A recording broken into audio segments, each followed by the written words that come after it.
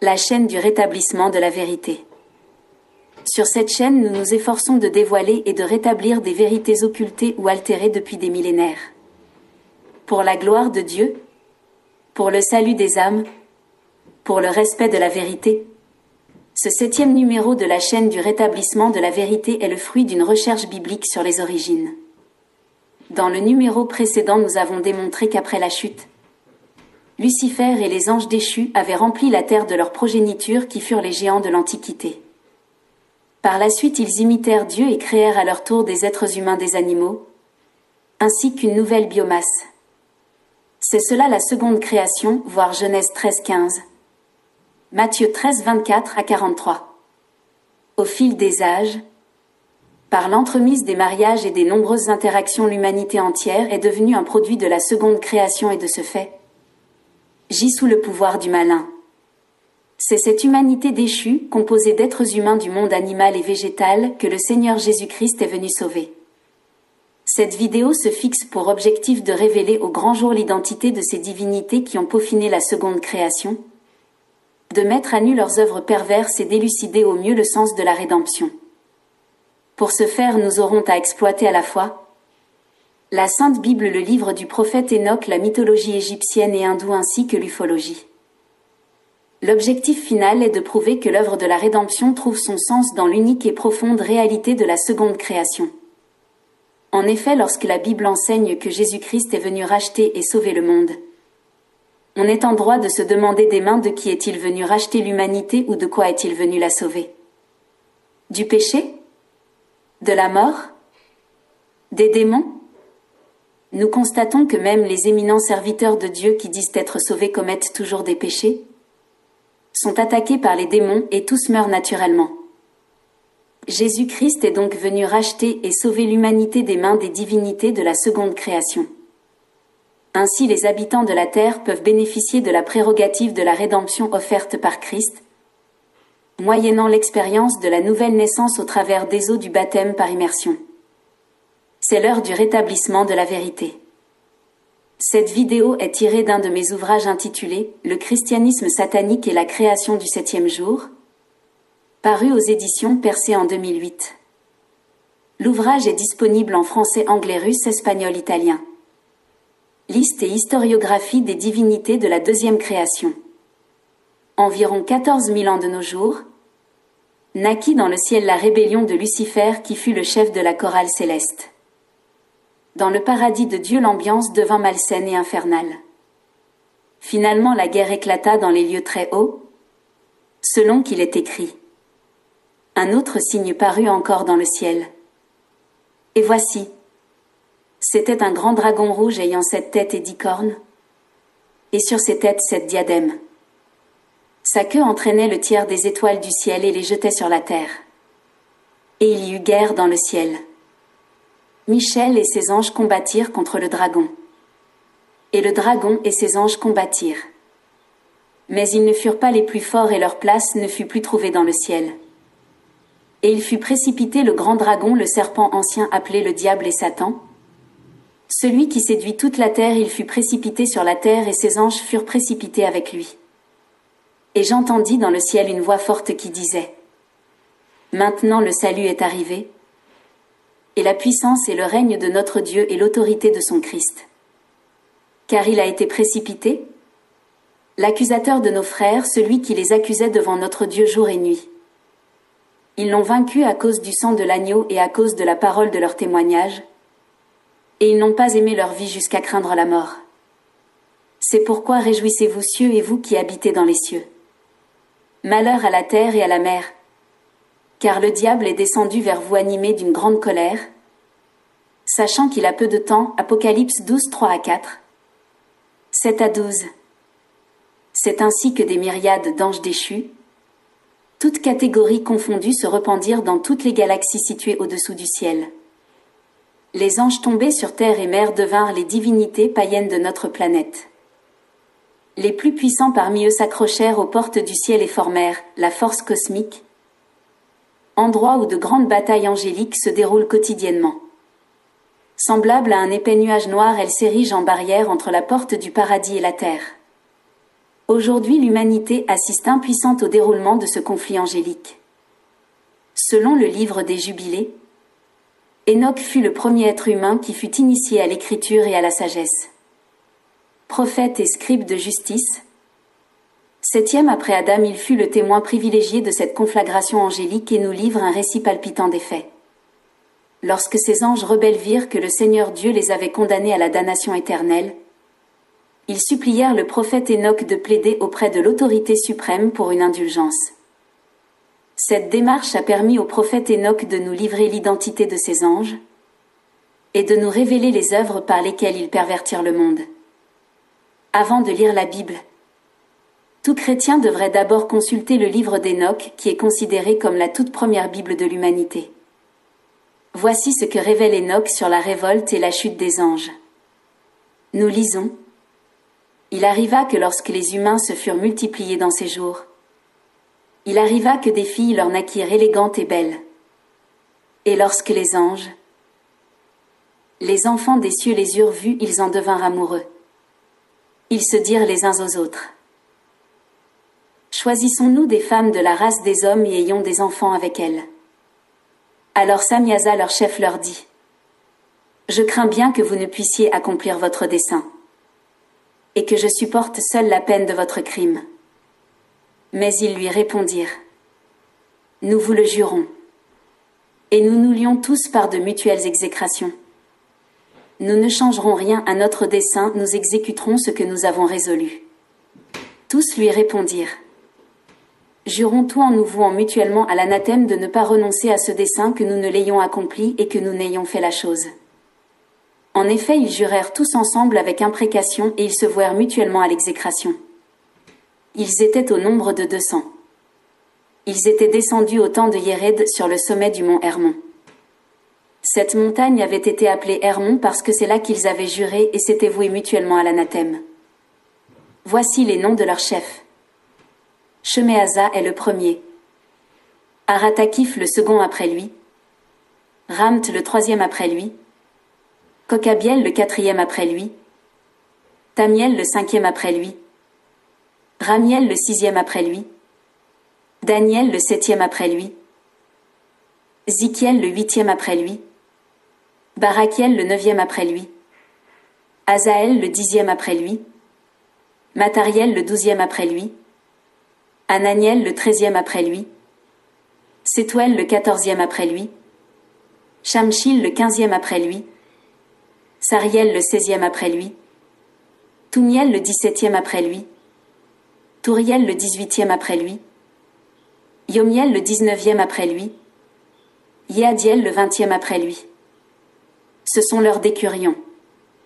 Tels furent les chefs de ces 200 anges et le reste étaient tous avec eux. Et ils se choisirent chacun une femme et ils se mirent à les approcher, et à se souiller à leur contact, et ils leur enseignèrent les drogues, la sorcellerie, les enchantements et les propriétés des racines et des arbres. Et ces femmes conçurent et elles enfantèrent des géants. Ils naquirent et se multiplièrent. Des géants dont la taille avait 30 coudées. Ils dévoraient tout le fruit du travail des hommes qu'ils pouvaient produire, et il devint impossible de les nourrir. Alors ils se liguèrent contre les hommes eux-mêmes afin de les tuer et les dévorer.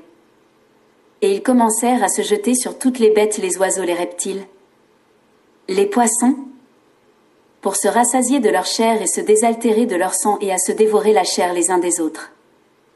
Et alors la terre réprouva les méchants pour ce qui y avait été fait sur elle. Référence. Le livre du prophète Enoch, les chapitres 6, 1 à 9 et 7, 1 à 9. Voir l'analogie avec Genèse 9.4. 1 Samuel 14.32. Actes des apôtres 15.20. Aussi, ces anges rebelles révélèrent aux hommes la connaissance interdite et des secrets dangereux. L'humanité qui vivait les premières heures de son adolescence n'avait pas la sagesse et la maturité spirituelle requises pour gérer un tel savoir. Mais ces démons leur révélèrent la science des dieux dans le but de pervertir la création, de provoquer la colère du Seigneur Dieu et de déclencher ainsi la destruction du monde. Cette science interdite qui est continuellement révélée aux humains leur permirent de fabriquer des armes de destruction de masse, lesquelles ont déjà décimé des milliards de vies humaines. Nos arsenaux nucléaires, fruits de cette science interdite, sont sur le point d'annihiler toute vie sur Terre dans l'éventuelle asphyxie générale de l'Holocauste nucléaire. Grâce aux écrits du prophète Enoch, nous découvrons aussi que le maquillage et les ornements ont été introduits sur Terre par les anges déchus, dans le but de corrompre les mœurs. Nous lisons. Azaël enseigna aux hommes à faire des épées, des couteaux, des boucliers, des cuirasses et des miroirs. Il leur apprit la fabrication des bracelets et des ornements, l'usage de la peinture, l'art de se peindre les sourcils, d'employer les pierres précieuses et toute espèce de teinture, de sorte que le monde fut corrompu. L'impiété s'accrut, la fornication se multiplia, les créatures transgressèrent et corrompirent toute leur voie. Sheméaza enseigna tous les sortilèges, tous les enchantements et les propriétés des racines. Hermonie enseigna l'art de résoudre les sortilèges, les exorcismes, la magie, la sorcellerie et les tours. Barakial enseigna l'astrologie. Kokabiel enseigna les signes des étoiles. Zikiel enseigna l'astronomie. Et Aratakif enseigna les signes de la terre. Shamshil les signes du soleil. Sariel les signes de la lune, et ils se mirent tous à révéler des mystères à leurs femmes. Et comme les hommes périssaient sur la terre, une clameur monta jusqu'aux cieux. Référence. Le livre du prophète Enoch, chapitre 8 1 à 9. Voir la conformité avec Daniel 5 11 à 12. Devant cette tragédie mondiale causée par les anges rebelles, les archanges Michaël, Raphaël, Gabriel et Uriel se présentèrent devant le trône du Dieu très haut et lui rendirent compte des faits en ces termes. Tu es le Seigneur des seigneurs, le Dieu des dieux, le roi des rois. Le trône de ta gloire s'élève de toute éternité, et de toute éternité ton nom est sanctifié et glorifié. Tu es béni et glorifié à jamais. Tu es le Créateur, le Maître souverain de toutes choses. Rien n'est caché à ton regard perçant. Tu domines sur tout et rien ne peut se soustraire à ton autorité. Tu as vu ce que Azaël a fait, comment il a enseigné aux hommes toute espèce d'iniquité et comment il a révélé au monde tout ce qui se passe dans les cieux. Sheméaza aussi a enseigné aux hommes la sorcellerie, lui que tu avais placé au-dessus de tous ses compagnons. Ils se sont alliés aux filles des hommes, ils ont péché avec elles et se sont souillés. Ils leur ont découvert les crimes les plus abominables. Et les femmes ont enfanté les géants. Et toute la terre a été remplie de sang et d'iniquité. Et voici maintenant que les âmes de ceux qui sont morts élèvent la voix vers toi, et font monter leurs plaintes jusqu'aux portes du ciel. Leurs gémissements montent vers toi. Les hommes ne peuvent se soustraire à l'iniquité qui couvre la face de la terre. Or tu connais toutes choses avant même qu'elles existent. Tu connais toutes choses, tu sais tout ce qui se passe. Et cependant tu ne nous dis rien. Pour tant de crimes, que devons-nous faire aux méchants? Référence. Le livre du prophète Enoch 9 3 à 14. C'est alors que le Seigneur Dieu prononça un jugement irrévocable à l'encontre des veilleurs impies. Nous lisons. Il dit à l'archange Michel, « Va, et annonce le châtiment qui attend Sheméaza et tous ceux qui ont participé à ces crimes, qui se sont unis à des femmes qui se sont souillées par toutes sortes d'impuretés. Et quand leurs fils seront exterminés, quand ils auront vu la ruine de ce qu'ils ont de plus cher au monde, enchaîne-les sous la terre pour 70 générations jusqu'au jour de jugement et de la consommation universelle, et l'effet de ce jugement sera pour eux éternel. Alors ils seront jetés dans les profondeurs d'un feu qui les tourmentera sans cesse, et ils y resteront toute l'éternité. Quiconque aura été condamné à la perdition dès maintenant sera enchaîné avec eux, et au temps du jugement que j'exercerai, ils disparaîtront pour toujours. Avec eux leur chef brûlera dans les flammes, et tous ils y seront enchaînés jusqu'à la consommation d'un grand nombre de générations. Extermine en même temps toutes les âmes adonnées à de coupables jeux. Extermine les rejetons des vigilants. Assez et trop longtemps ils ont tyrannisé le genre humain. Que les oppresseurs soient enlevés de la face de la terre. Référence. Le livre du prophète Enoch chapitre 10 15 à 19. Voir la conformité avec Matthieu 25 41. Jude 6. 2 Pierre 2,4. Apocalypse 20:10, 14, 15.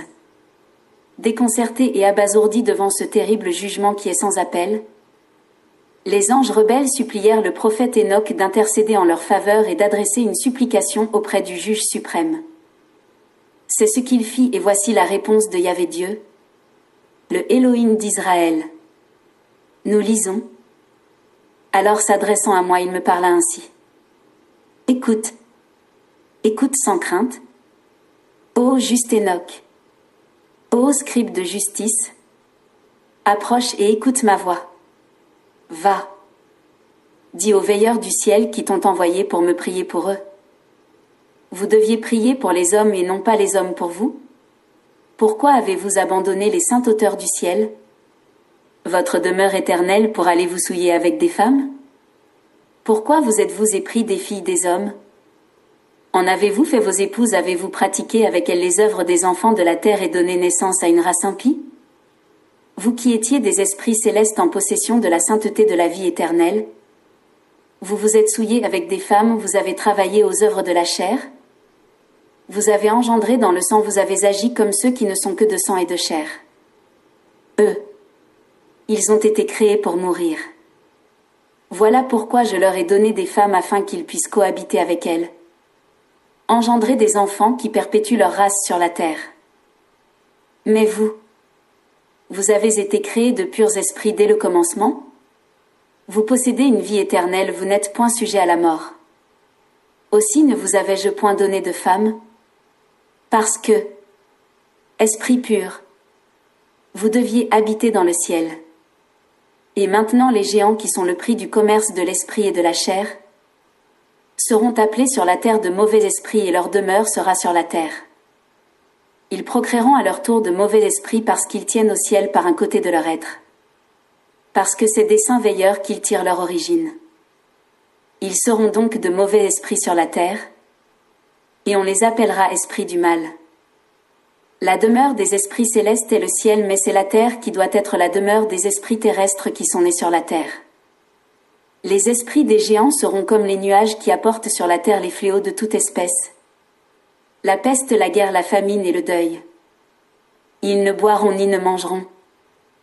Invisibles à tous les regards, ils s'insurgeront encore entre les hommes et les femmes, parce qu'ils ont reçu la vie dans les jours de destruction et de carnage.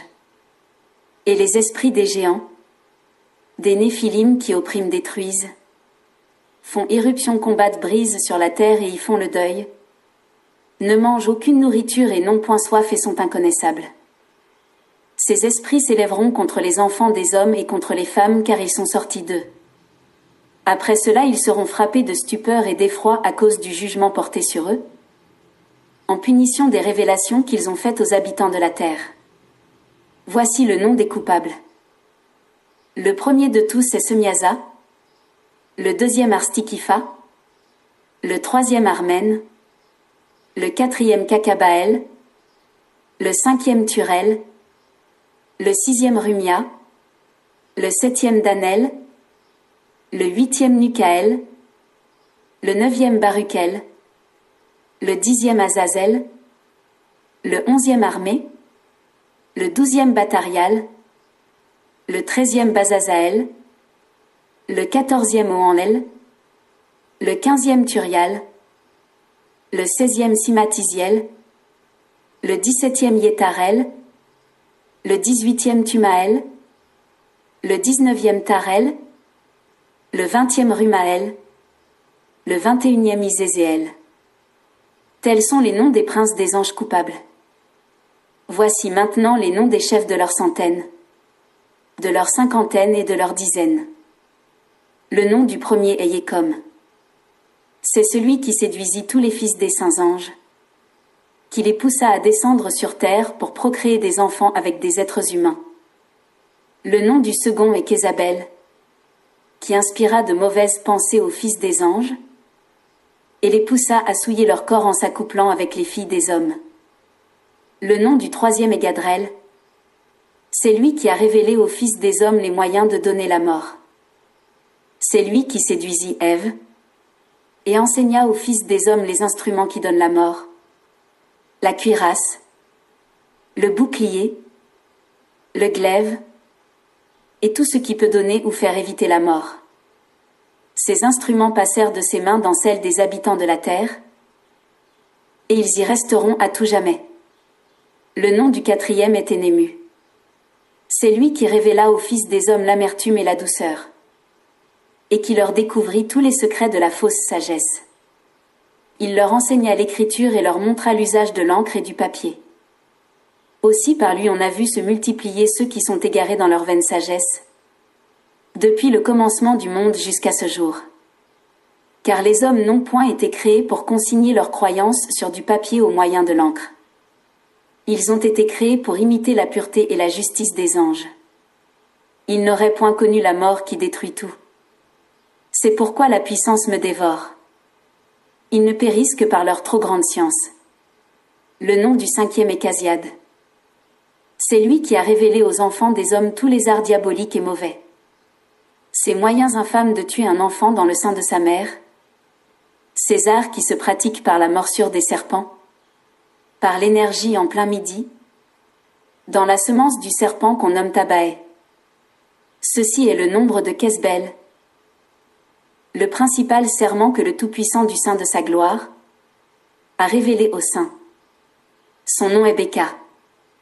Celui-ci demanda à l'archange Michel de lui montrer le nom secret, afin d'en avoir l'intelligence et afin de rappeler dans la mémoire le serment redoutable de Dieu, et de faire trembler à ce nom et à ce serment ceux qui ont révélé aux hommes tous les secrets dangereux. Référence. Le livre du prophète Enoch chapitre 68 versets 1 à 20. Voir la conformité avec Luc 20-35. En exécution du jugement prononcé par le Seigneur Dieu, ces 200 anges parjures qui commirent ces abominations furent enchaînés dans des prisons spirituelles sous la terre. Ils n'en sortiront qu'au jour du jugement dernier pour le châtiment du feu éternel, voir Jude 6. Après ces révélations du prophète Enoch, le jugement de Dieu se déferla sur la terre. Le déluge survint et purifia la terre des géants et toutes leurs œuvres périrent. Mais les autres anges réfractaires qui avaient accompagné Lucifer dans sa révolte, et qui se chiffraient à des myriades de myriades ont survécu au déluge. Alors ils réitérèrent la même forfaiture de la seconde création car on retrouvera les mêmes géants dans la ville de Jéricho. Se sachant condamnés eux aussi à perpétuité pour leur rébellion, ils décidèrent donc de saboter toutes les merveilles de l'Éternel Dieu en introduisant le péché et la mort dans la création. Ils créèrent sur terre une multitude de religions dans lesquelles ils reçoivent l'adoration. À travers ces religions et les mythologies de la planète, nous identifierons ces autres anges rebelles, et nous prouverons qu'ils furent eux aussi les auteurs présumés de la deuxième création. En effet, il y a abondance de preuves historiques qui démontrent que des divinités païennes ont aussi créé l'humanité. Que ce soit en Égypte pharaonique ou en Inde, que ce soit dans les villes africaines ou dans les religions de ce monde, avec un peu de volonté, vous ne finirez d'accumuler les preuves de la seconde création. Témoignage des civilisations anciennes. L'Égypte pharaonique. La liste des rois d'Abydos. Sur le mur du couloir des rois de la chapelle de Sekhmet, nous voyons un tableau sur lequel le pharaon Sétiki, de sa main gauche, montra à son fils Ramsès II la liste de tous les pharaons qui ont régné sur l'Égypte jusqu'à lui, pour compter de Ménès, premier roi de l'Égypte dynastique. Ces royautés couvrent la période de 3000 ans avant Jésus-Christ. De sa main droite, il montra à son fils une autre liste de rois qui ont gouverné l'Égypte longtemps avant le règne de Ménès. Il lui dit : voici ce qui s'est passé en Égypte avant le règne de Ménès, des milliers et des milliers d'années lorsque l'Égypte était gouvernée par les dieux et demi-dieux. Référence. Les tables d'Abydos. Voici les fameux dieux et demi-dieux d'Égypte. Qui sont-ils et d'où viennent-ils ? Les récits de la mythologie égyptienne sont immortalisés sur les murs des temples et sur les parchemins. Consolidés par les fouilles archéologiques, ces récits révèlent implicitement que ces déités ont créé des êtres humains et qu'ils ont apporté la civilisation sur terre en enseignant aux hommes l'agriculture, l'élevage et l'art. La mythologie égyptienne dira qu'à la fin de leur mission sur Terre, ces dieux sont repartis dans les étoiles, précisément dans la constellation d'Orion. Cette mythologie qui a été éprouvée recevra l'approbation des intellectuels contemporains qui ont considéré la question. En effet, ils ont constaté que l'emplacement des pyramides d'Égypte corresponde à la position des principales étoiles d'Orion il y a 12 500 ans. Vous savez que lorsqu'une mythologie est confirmée par des découvertes scientifiques ou archéologiques, elle devient un fait historique avéré. Sans l'ombre d'un doute, les divinités égyptiennes ont créé la vie sur Terre. Les Égyptiens adoraient environ 3000 divinités dont le célèbre dieu bélier, connu sous le nom du dieu Khnum. Une ancienne légende raconte en effet que l'homme fut créé par Khnum. Il était passionnément adoré par les Égyptiens et les fouilles archéologiques de la ville de Mendez, une ancienne ville portuaire située au nord des pyramides, ont mis en évidence les idoles de ce dieu bélier, ainsi que son sanctuaire et ses lieux de culte. Ce dieu prétend avoir créé l'homme avec de la boue en 4 catégories. Les premiers à être créés seraient les Égyptiens. Les seconds, les peuples des montagnes à l'est du Nil. Les troisièmes seraient les Libyens qui habitent la côte méditerranéenne. Et enfin, les quatrièmes à être créés sont constitués des peuples de race noire habitant le sud d'Égypte. Suivant les contrées égyptiennes, il y a toujours une liste de divinités créatrices qui se réclament avoir créé l'être humain. Atom, Ta, Re, Képer, Amon, Thoth, etc. Ce dieu bélier n'est rien d'autre qu'un ange rebelle de l'éternel Dieu qui exerçait une fonction divine indépendante sur terre. Son témoignage sur la confection de l'homme est une preuve historique qui valide l'enseignement de la deuxième création. Mythologie de l'Inde. Depuis l'Antiquité à nos jours, les hindous adorent plusieurs divinités dont le plus remarquable est Brahma, connu sous le nom de créateur de l'univers. Ce dieu aussi affirme avoir créé le monde. On dit que tout ce qui existe est né du Seigneur Brahma et de sa femme. La Bible fournit un indice révélateur car nous avons déjà vu que le trône du Dieu de la Bible se repose sur des chérubins qui ont chacun 4 têtes, selon la description du prophète Ézéchiel au chapitre 1.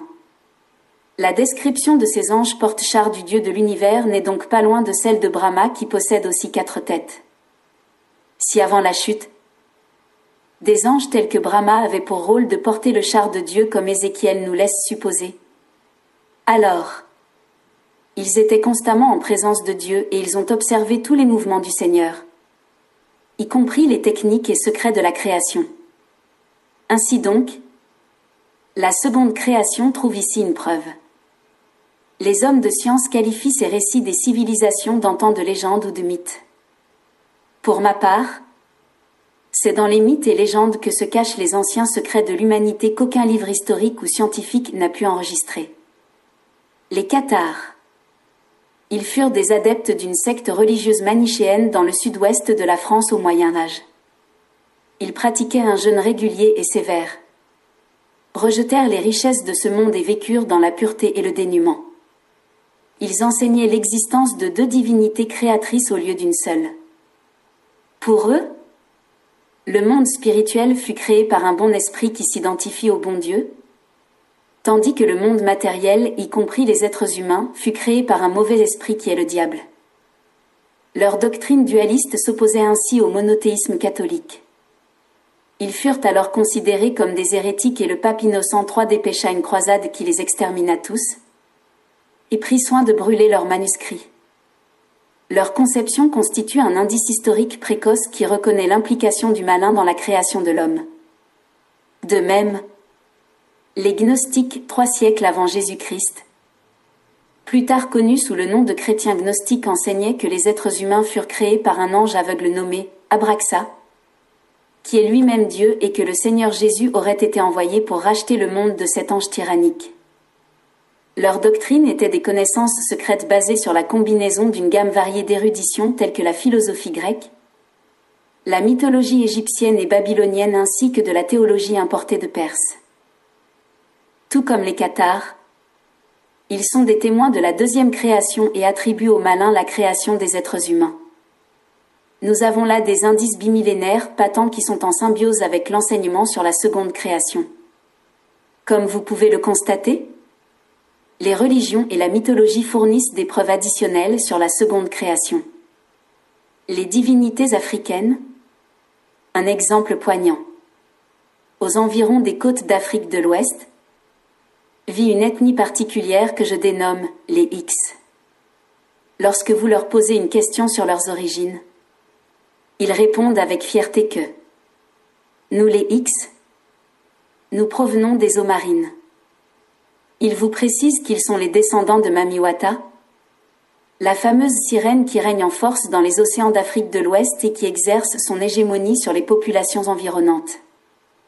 Une légende très ancienne témoigne en effet que cette déesse, sous le couvert d'une identité humaine, a offert sa fille en mariage à un membre d'une famille, en signe de reconnaissance pour un bienfait.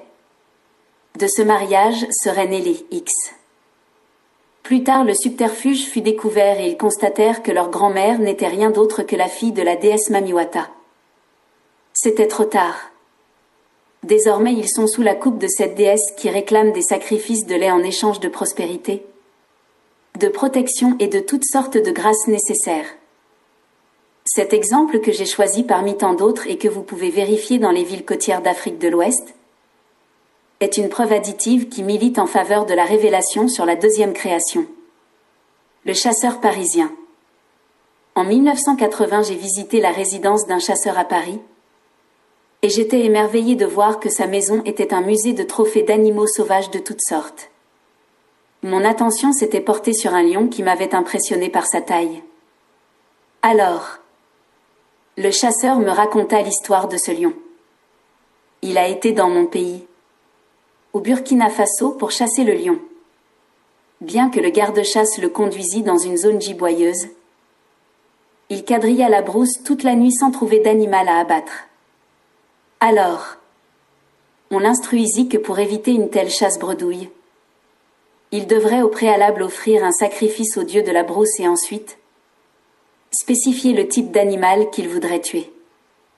Par l'entremise d'un médium, il offrit le sacrifice et à peine est-il sorti qu'il entendit un grognement d'animal à quelques mètres de sa position.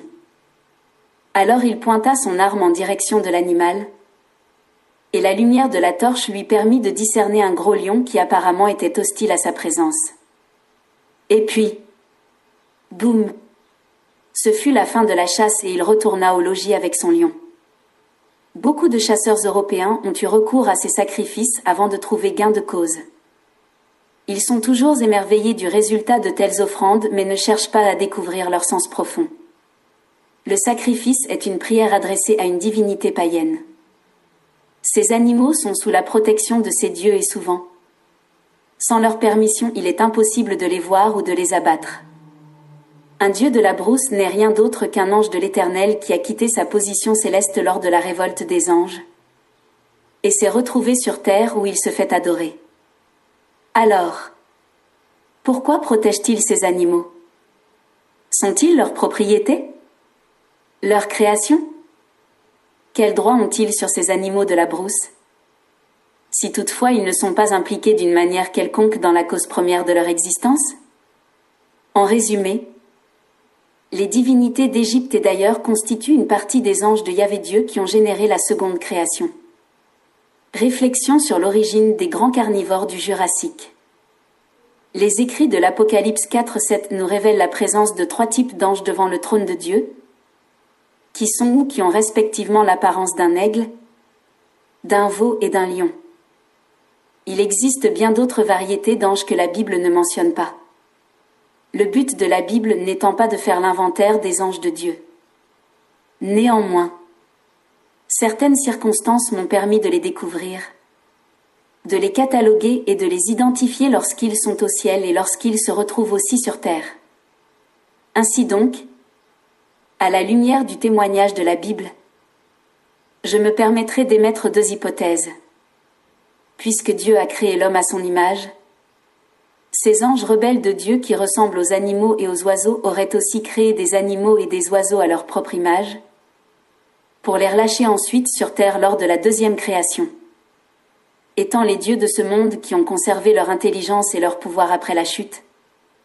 Une telle reproduction d'animaux impurs ou sauvages leur est possible.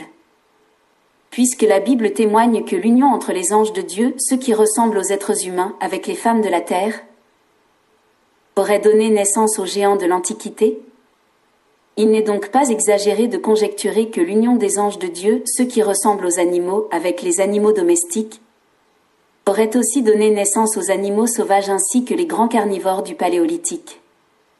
La ressemblance entre le chat et toutes les formes de guépard et de tigre me paraît curieux.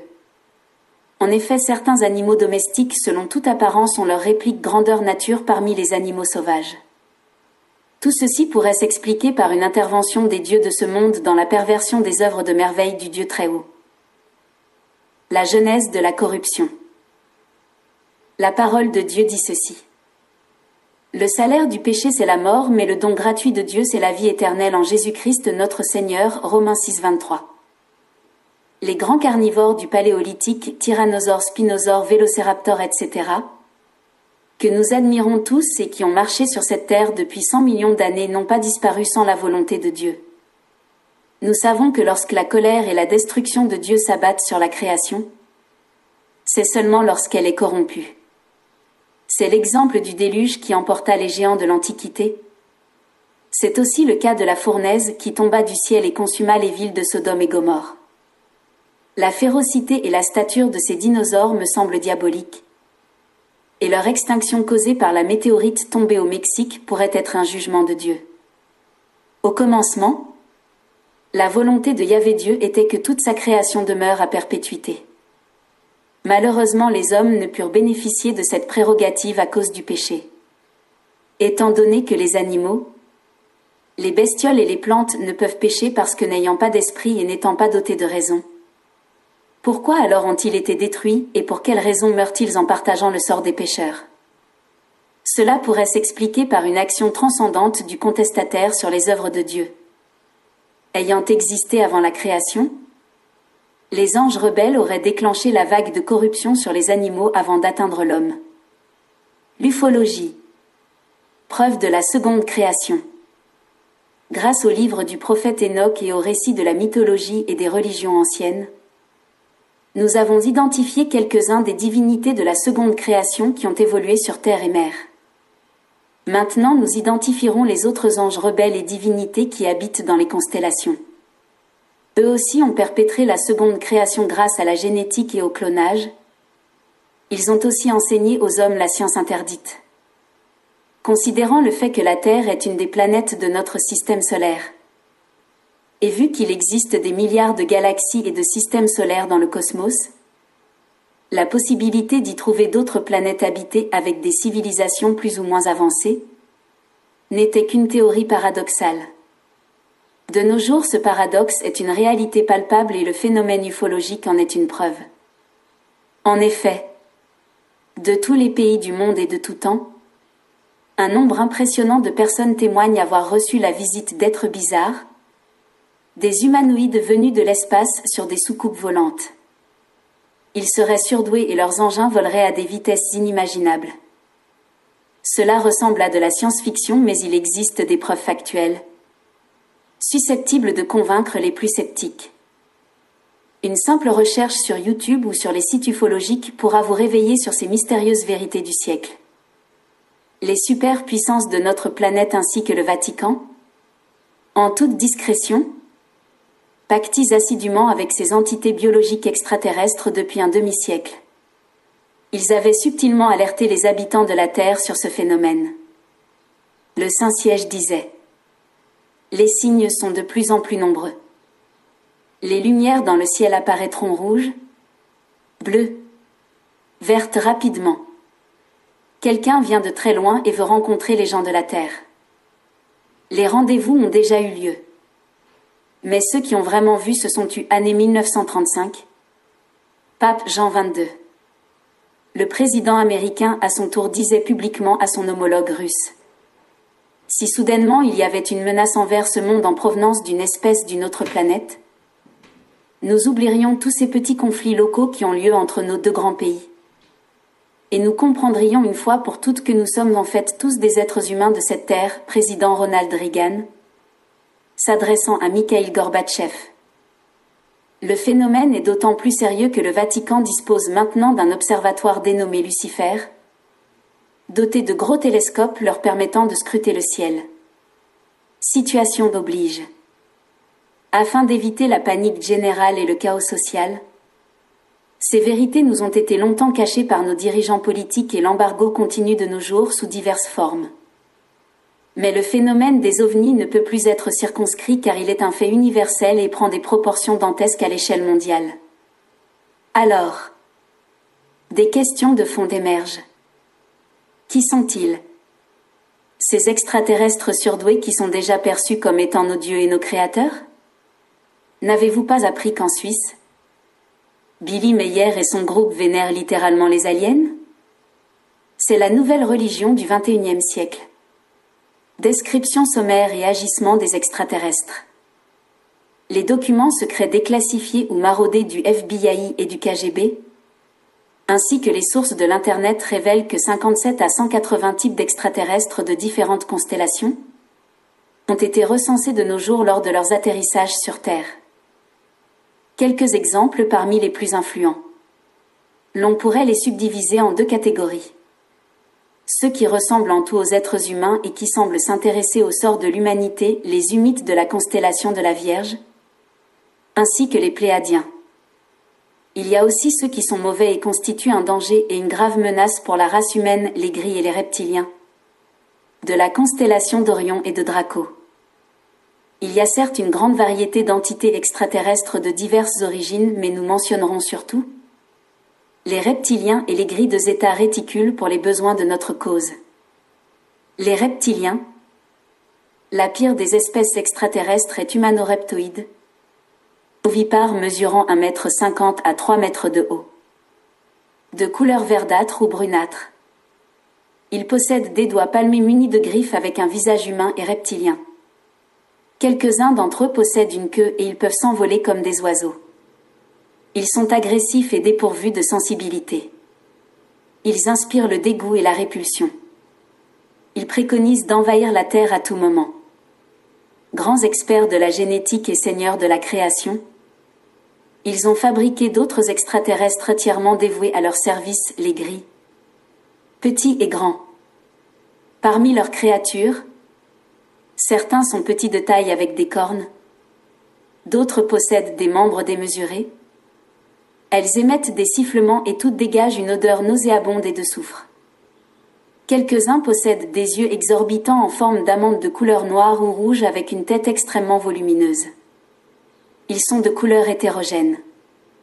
Certaines espèces sont en voie de disparition pour cause de sévères déficiences hormonales et ils utilisent des humains comme des cobayes dans leur tentative de survie. Ils sont des ravisseurs qui s'accouplent de force aux femmes, font des prélèvements de sperme pour créer une race hybride. Les gris de Zeta du réticule se nourrissent sur les sécrétions glandulaires des humains et sont tout à fait capables de tuer des gens pour la sécrétion ou d'enlever des humains et d'extraire les sécrétions pour eux-mêmes. Ils sont très décevants et utilisent le mensonge comme argument. Lorsqu'on les enferme dans une maison, ils s'enfuient en traversant les murs. Ils sont impliqués dans des histoires de sorcellerie, de médiums de mutilation d'animaux, de trafic d'organes sexuels, de cannibalisme et même dans les apparitions de la Vierge Marie, etc. Depuis l'Allemagne nazie jusqu'à nos jours, ils ont tenté plus d'une fois d'imposer un règne millénaire sur Terre. Ils s'intéressent de près aux prophéties bibliques et s'évertuent désespérément de s'en approprier, afin de précipiter leurs accomplissements pour leur propre compte. Lorsque leurs vaisseaux spatiaux atterrissent, c'est le symbole du serpent qui y est imprimé. Un serpent grimpant la vigne sur la soucoupe des Pléadiens, un dragon sur celui des reptiliens et un cobra sur celui des gris. Mais pourquoi le serpent comme symbole d'identification? Leurs vaisseaux qui se sont écrasés sur Terre ont permis de récupérer des corps rongés par des prédateurs. Ils ne sont donc pas immortels. Les victimes d'abduction révèlent que les extraterrestres ont un point faible. Ils ont peur et s'éloignent de toute personne qui prie et invoque le nom de Jésus-Christ. Au vu de ces informations, J'en viens à conclure qu'en dehors des Humites et des Pléiadiens, ces extraterrestres sont plutôt des démons et des créatures de démons, qui se révèlent au grand jour sous leur identité réelle. Position géographique des extraterrestres dans le cosmos. Les grilles de Zeta. Ils proviennent de Zeta du réticule, proche de l'étoile de Barnard, laquelle est voisine de la constellation d'Orion. Les grilles de Bellatrix courent, plus petits que les états du réticule. Ils sont originaires d'un système d'étoiles proche de la constellation d'Orion, proche de l'épaule de la silhouette dans le système d'étoiles appelé Bellatrix. Ils ont une base sur la face cachée de la Lune. À partir de cette base lunaire, ils interfèrent avec les gouvernements de la Terre depuis l'Égypte pharaonique à nos jours. Référence. La tombe du visiteur. Les Pléiadiens. Des 5 de ces entités, les Pléiadiens sont celles qui sont les parents éloignés de l'espèce humaine. Ils sont les parents et la race aïeule de la création génétique de l'espèce humaine. Ils sont d'un plus haut développement spirituel que la plus grande partie des gens sur Terre en ce moment. Ils ont une parenté envers les humains et sont essentiellement les seuls extraterrestres qui peuvent avoir pitié des humains. Ils ont des cheveux blonds et la peau claire. Ils sont alliés avec la Confédération intergalactique. Les hommes papillons de Draco. Ils habitent dans la constellation de Draco. Les Déros et Terros. Il y a également une civilisation souterraine de non-humains à qui on fait l'allusion comme Déros et Terros.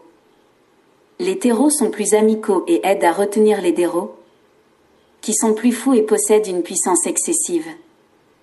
Ils vivent sous terre, dans des tunnels, des cités et quelquefois sous la mer. Avec votre permission, je voudrais citer un autre type d'extraterrestre malvolant. Il s'agit des humains de la planète Terre.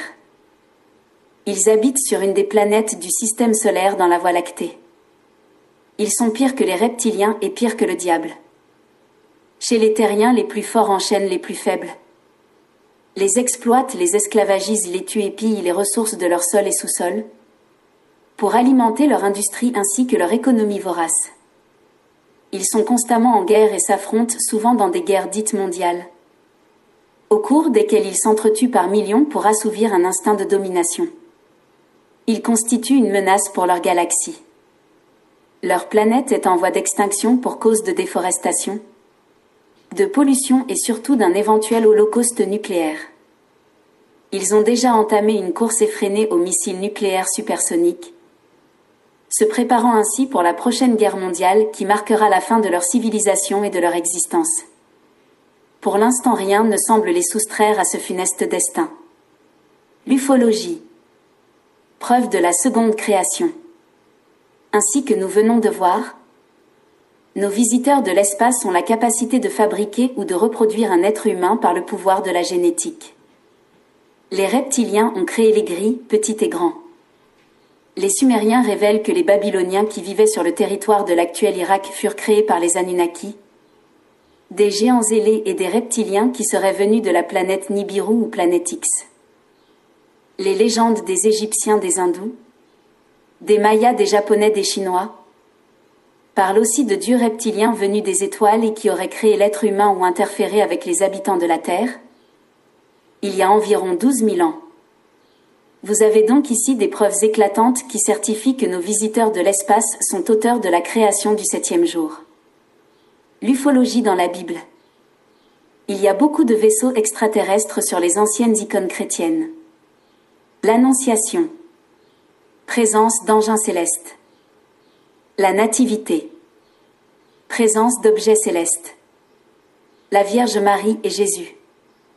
Présence d'un vaisseau extraterrestre. Le baptême de Jésus. Présence d'un vaisseau céleste. La crucifixion.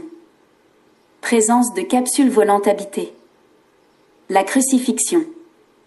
Présence de capsules volantes sous les bras de Jésus. Que ce soit dans l'Ancien ou le Nouveau Testament, la Bible est bourrée de phénomènes ufologiques. En effet, il y a des preuves bibliques qui certifient que le Dieu de la Bible serait à l'origine de l'ufologie. À la naissance de Jésus-Christ, Une étoile mystérieuse qui n'a jamais existé dans l'astronomie et qui voyageait au rythme des chameaux, a conduit les rois mages jusqu'au logement du divin enfant où elle s'est immobilisée avant de disparaître, Matthieu 2, 9 à 10. Les preuves éclatantes du phénomène nous ont été données par les prophètes Ézéchiel et Daniel. Ézéchiel, qui a reçu la visite du Dieu de la Bible, nous décrit à sa manière rudimentaire et archaïque le trône du Seigneur qui se reposait sur un gigantesque engin spatial métallisé, muni d'énormes roues et de phares. Nous lisons « Voici ce que je vis. Une rafale de vent arriva du nord, amena un gros nuage d'où jaillissaient des flammes. Le nuage était entouré de clarté. Son centre embrasé scintillait comme un métal brillant. Entre les êtres vivants, on apercevait comme des braises enflammées. On voyait bouger des sortes de torches. Le feu était éblouissant et les éclairs en jaillissaient. Les êtres vivants allaient et venaient à toute allure. Ils semblaient aussi rapides que la foudre. En les observant, je vis à côté de chacun d'eux une roue qui touchait terre, Ézéchiel 1, 4 à 5. 13, 19. Le prophète Daniel à son tour écrivait « Je regardais pendant que l'on plaçait des trônes. Et l'ancien des jours s'assit. Son vêtement était blanc comme la neige, et les cheveux de sa tête étaient comme de la laine pure. Son trône était comme des flammes de feu, et les roues comme un feu ardent. Daniel 7, 9. Enoch 14, 12 fait aussi mention de ces roues. Ces descriptions sont surprenantes car elles ressemblent beaucoup aux images des soucoupes volantes qui nous parviennent de par le monde. C'est tout de même curieux car je me demande ce que peut bien faire une roue sous le trône du Dieu de la Bible. Étant donné que Dieu habite dans les cieux et vu que son trône se repose sur un engin spatial muni de roues, alors, en termes ufologiques, Dieu serait à l'origine de l'ufologie. Est-il le concepteur original des ovnis? La Bible déclare que les chars de Dieu sont des myriades et des myriades, Psaume 67, 18. Partant de ce fait et considérant le récit d'Ézéchiel ci-dessus cité, je pense que les anges rebelles de Dieu qui ont été précipités sur terre ont conservé par devers eux les chars qui étaient à leur disposition pour le service de leur maître. C'est eux les UFO qui sillonnent notre ciel. Ils ont certes créé d'autres vaisseaux similaires à ceux de leur ancien maître, mais c'est toujours le génie et le savoir-faire du Dieu créateur. L'ufologie est la fin des temps. Lorsqu'une guerre est inévitable, les belligérants de chaque camp étudient la force et les stratégies de l'ennemi et élaborent des stratagèmes pour une victoire éventuelle. Le retour du Christ est imminent et au-dessus de nos têtes sont suspendus d'innombrables vaisseaux extraterrestres invisibles à l'œil nu, grâce à la technologie du camouflage, de la lévitation ainsi qu'à une maîtrise parfaite des lois de la pesanteur. En tant que chrétien, quelle projection ou analyse faites-vous de ce spectre hallucinant?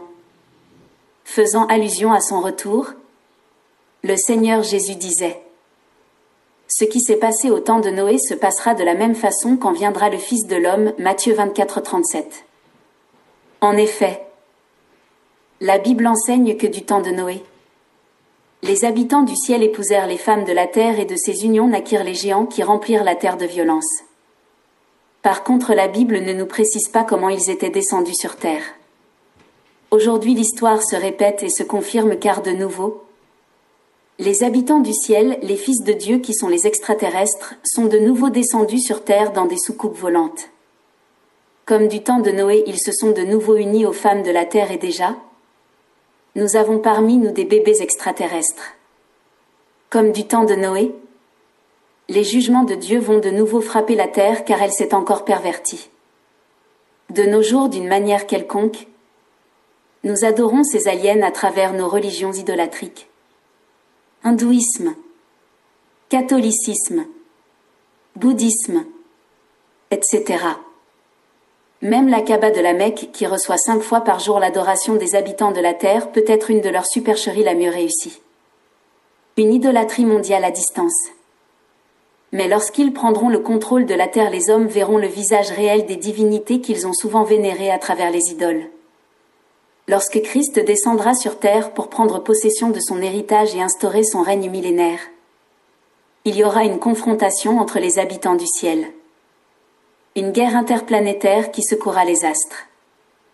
Les livres de Matthieu 24:1 à 44 et celui de l'Apocalypse de Saint Jean nous relatent d'avance le déroulement de cette guerre d'Armageddon et nous décrivent également les armes redoutables d'origine inconnue qui seront utilisées.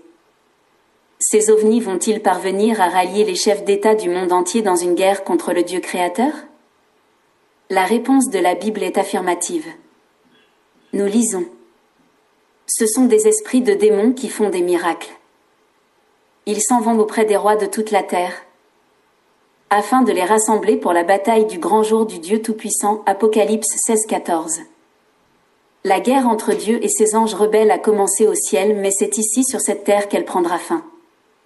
Sachez que de nos jours, ces anges déchus qui sont les divinités de la seconde création sont en contact permanent avec les superpuissances de la planète. Il y a un important transfert de technologie de ces anges vers les gouvernements terrestres. Tout ce que nous avons de moderne, les drones, les satellites, les lasers, les télévisions plasma, les ordinateurs jusqu'à nos téléphones cellulaires sont un transfert technologique des extraterrestres.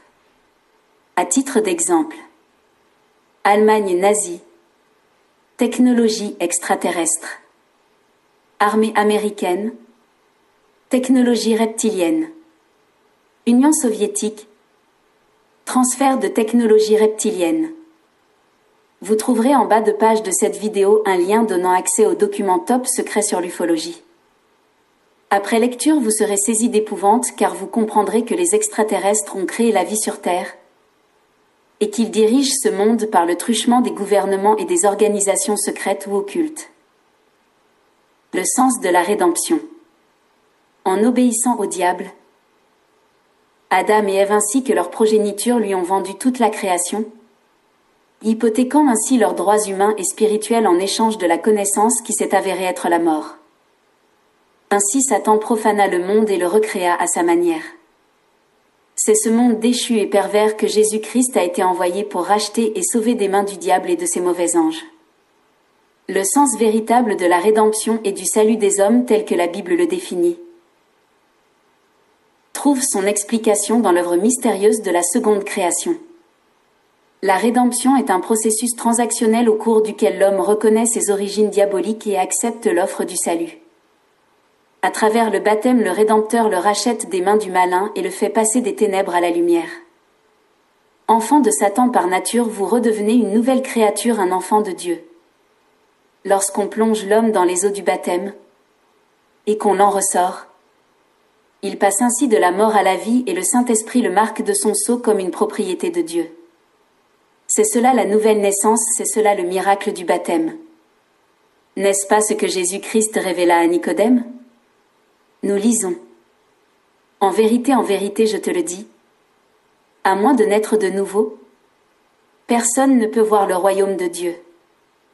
Nicodème lui dit, comment un homme peut-il naître quand il est vieux? Peut-il une seconde fois entrer dans le ventre de sa mère et naître? Jésus répondit, en vérité, je te le dis, à moins de naître d'eau et d'esprit, on ne peut entrer dans le royaume de Dieu. Ce qui est né de parents humains est humain et ce qui est né de l'esprit est esprit. Jean 3:3-6. Celui qui croira et sera baptisé sera sauvé, mais celui qui ne croira pas sera condamné. Marc 16:16. Nota bene. Après la conversion et le baptême par immersion, vous devenez une nouvelle créature.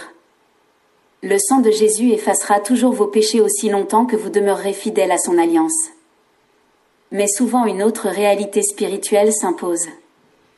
Selon que vous étiez trempé dans l'occultisme ou que vos ancêtres avaient signé des pactes avec les dieux de ce monde, il est impératif que vous passiez par une délivrance aussi pénible soit-elle, avant de pouvoir expérimenter une vie spirituelle épanouie. Lorsque j'ai reçu cette révélation sur la seconde création en 1987 et rédigé un prospectus à propos, voir copyright du 7 septembre 2007 Library of Congress Washington DC USA, j'ai rencontré beaucoup d'opposition. Mais un éminent prophète de mon pays m'a assuré que la révélation est véridique et que je pouvais en parler. Je lui rends hommage par ce témoignage. Il m'a dit que le jour de sa conversion, il avait reçu en même temps tous les dons spirituels, la guérison, la prophétie, le parler en langue, etc. L'Esprit Saint lui avait permis de poser toutes les questions qui taraudaient son esprit.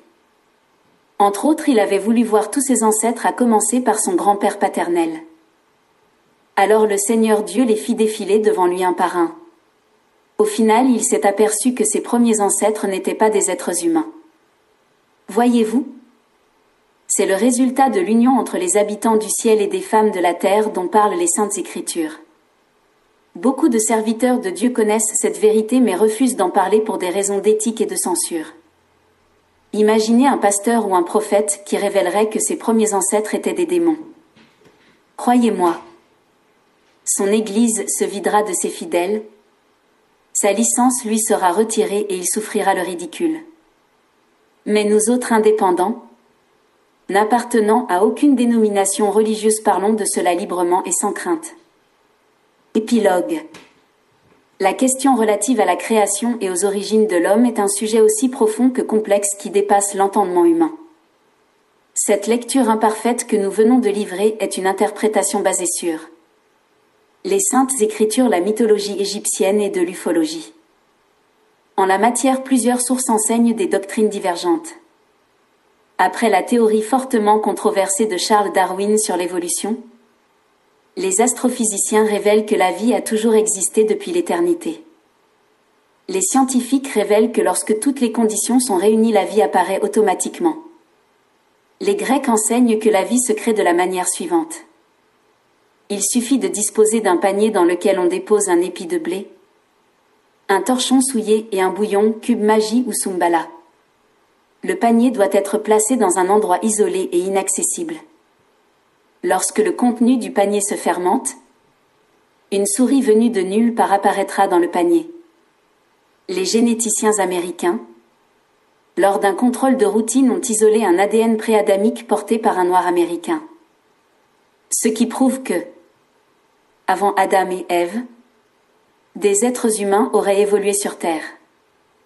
Dans le livre intitulé « Le code secret de la Bible, le décodage par ordinateur d'un des puzzles a révélé que la vie est arrivée sur Terre à l'aide d'un vaisseau spatial qui fut ensuite abandonné aux abords de la mer Morte, à l'endroit où les rebords de la mer ressemblent à une langue. Des recherches auraient permis de récupérer les vestiges intacts du vaisseau, etc. Cette vidéo marque la fin de la série intitulée « La création du 7e jour ». La nouvelle série qui suivra incessamment contient beaucoup de vidéos explosives et embarrassantes pour les lucifériens car leurs œuvres seront exposées au grand jour. Elle a pour titre « L'Église des empereurs de Rome ». Nous vous ferons une lecture détaillée de l'histoire du christianisme et nous prouverons que Lucifer, au travers des empereurs de Rome, a fait de cette religion un instrument puissant et efficient pour la perte des âmes. C'est l'heure du rétablissement de la vérité. Toi qui cherches désespérément à te débarrasser du pouvoir des divinités de la seconde création. Que tout embargo familial et ancestral dans ta vie soit levé par le pouvoir de la résurrection de Jésus-Christ. Que le joug provenant des cieux et de la mer qui fut posé sur toi soit brisé par le pouvoir du sang de Jésus-Christ. Que des anges guerriers soient libérés dans les cieux afin de combattre pour toi. Au nom de Jésus-Christ. Amen.